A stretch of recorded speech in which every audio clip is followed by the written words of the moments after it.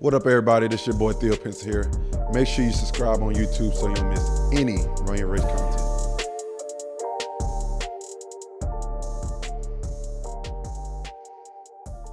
How did you handle like the keys being handed to you?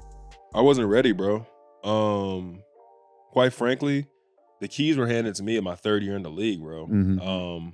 PG got traded, my third year. I played with PG my first 2 years, and after we lost to Cleveland again, Yeah. he got traded. And that's when they traded for Domas Sabonis and Oladipo. Mhm. And that's when the transition of like, okay, mind you, I'm 21 years old maybe. And it's like, all right, and the keys are yours, it's your city.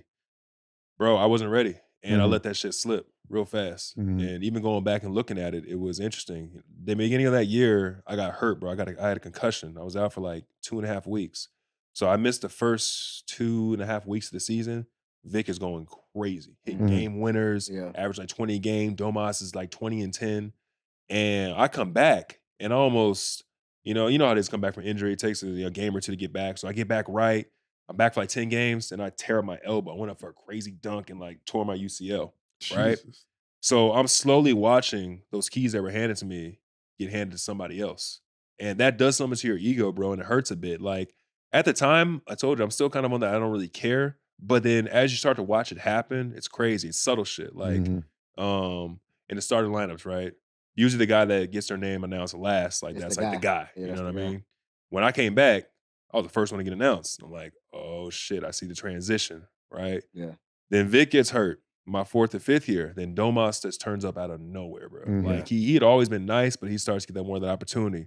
He starts getting triple doubles, all-star, back to back. And so the keys go to him. Mhm. And a part of you, you kind of feel slighted because like, damn, I've been here the longest, I put in the most work.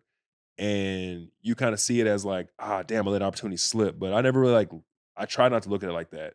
I try to look at it as I wasn't ready for those keys yet. Yeah. Yeah. Shit. Knowing the things I've known and then like being in the places I've been and seeing things I've seen, I know I'm ready now.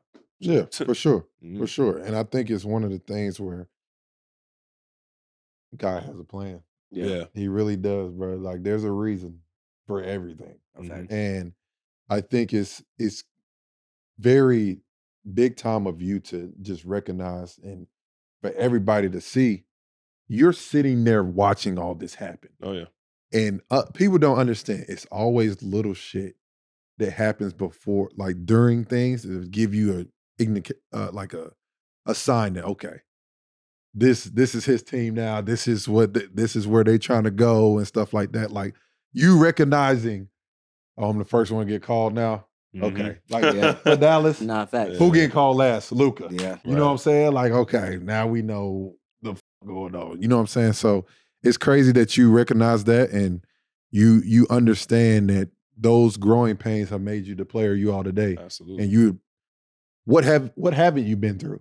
At this point, right? I mean, you see What haven't you been? Myles, I'm gonna be damn honest with you. We're gonna address the elephant in the room. You've been on every damn trade. You've been on trade block since fucking 3-4 years ago, and you have handled it the best I've seen anybody. Like you just come into work and you just do your job, and you're the same Myles. Mhm. You know what I'm saying? And people don't understand. Like we're people too. Yeah. Yeah. You know what I'm saying? And for you First. two, people first. Yeah. First. That's a First and bar. foremost. That's a bar. And just talk about like how does it work for you if you see it all the time? Every trade deadline, it's always, is it this? Is it this year? Is it next year? Like you never know. Yeah. So how do you like go about your job and you handling your own business and just not worrying about it?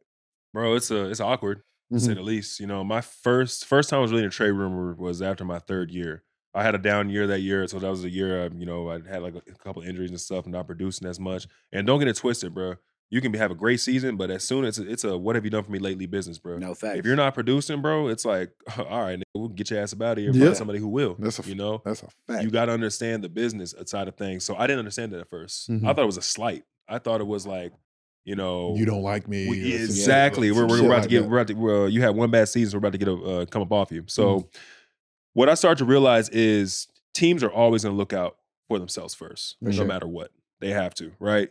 the people in the front office are paid by the owners and whatnot to actually do what's best for the franchise. Mm-hmm. So if I'm looking at a player and looking at like his longevity, where he's at in his career, I'm just gonna dangle this fish out here, right? And see if there's anybody who wants to try to snap at it and whatnot. Mhm.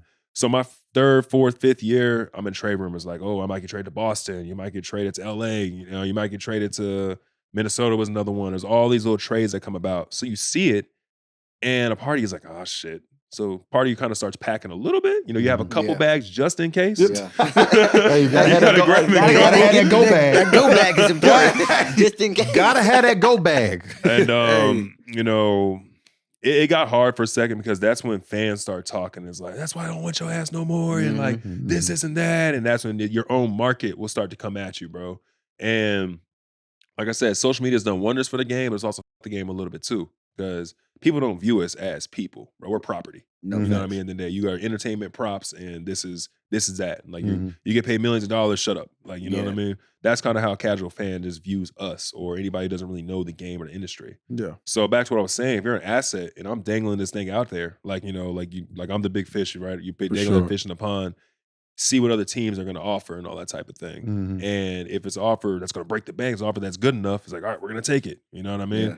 And once I realized it was that, as opposed to, okay, we don't fuck with Myles no more, we're just gonna get rid of him, it eased my mind a little bit more. Yeah. Because I know wherever the fuck I go, I'm gonna ball the fuck out. Like I'm an No, asset, facts. bro. You said I defend the rim. I'm able to shoot threes. I'm able to do things that a lot of bigs are trying to do. Yeah. And mind you, there's bigs that can do that, but there's also bigs who haven't done this for 9 years. Mhm. You know what I mean? Consistent. Like, and consistently, who's been a starter for 8, 9 years. So I know my worth at that.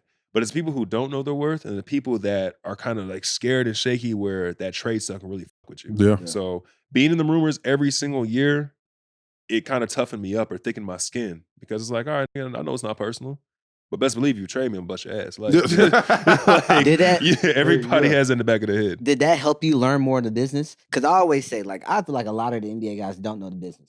No, You they know, don't. they They're scared don't. to play. So, like, with you being in those rumors, did you like try to educate yourself more about like the CBA, or like, why am I getting traded, all this and that? You know what I mean?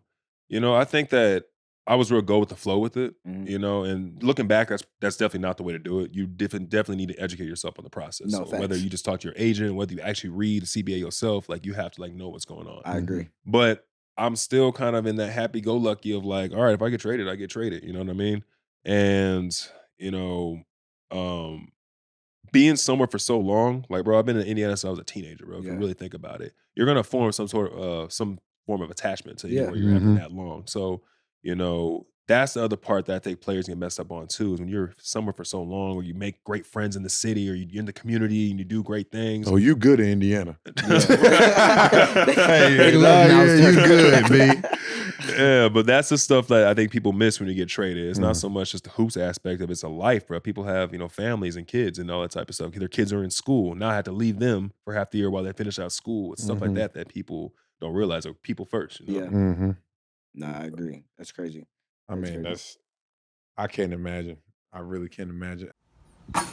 What up, everybody? It's your boy Theo Pinson here, and we have a huge announcement. We have officially partnered with Prize Picks, the daily fantasy sports game, the best one out there. Head over and go download the Prize Picks app. You pick between 2 to 6 players, and this is a skill-based fantasy game. You only play against the Prize Picks projections. It's simple. You pick for more or less. Prize Picks is matching up to $100 of your first deposit using our promo code RACE. Go to prizepicks.com/race and use code RACE for a first deposit match up to $100.